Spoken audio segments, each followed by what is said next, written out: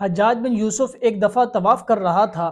اس نے دیکھا کہ مطاف کے اندر بیٹھ کر ایک اندھا دعا مانگ رہا ہے کہ اللہ میری آنکھوں کو بینا کر دے، مجھے روشنی عطا کر دے۔ وہ حجاج جب اس کے قریب سے گزرنے لگا تو اس نے پاؤں کی ٹھوکر مار کر کے کہا، او اندھے، تجھے پتا ہے کہ میں کون ہوں؟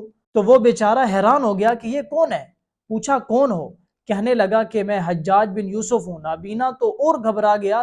تو حجاج بن یوسف نے کہا، دیکھ میں طواف کر رہا ہوں اور میرے چند چکر باقی ہیں، میرے طواف مکمل ہونے تک تیری آنکھیں ٹھیک نہ ہوئیں تو میں تجھے قتل کر دوں گا۔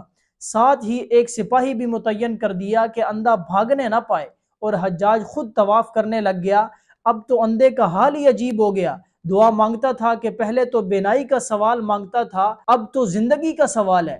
ایسی صورتحال میں نابینا نے کچھ اس طرح تڑپ کر دعا مانگی کہ اس کے طواف ختم کرنے سے پہلے اللہ نے بینائی اس کو واپس کر دی۔ حجاج بن یوسف نے کہا کہ میں نے اپنے بڑوں سے یہ بات سنی ہے کہ جیسے تم پہلے دعا مانگ رہے تھے، قیامت تک یہاں بیت اللہ کے سامنے بیٹھ کر وہ دعا پڑھتے رہتے تو تمہیں بینائی کبھی نہ ملتی، کیونکہ زبان سے الفاظ نکل رہے تھے، دل حاضر نہیں تھا۔ اب جب تمہیں جان کی فکر ہوئی کہ میری موت اور زندگی کا سوال ہے، اب تم نے تڑپ کر دعا مانگی، اور جو بندہ اس مطاف میں تڑپ کر دعا مانگے اللہ کبھی اس کی دعا کو رد نہیں کیا کرتا۔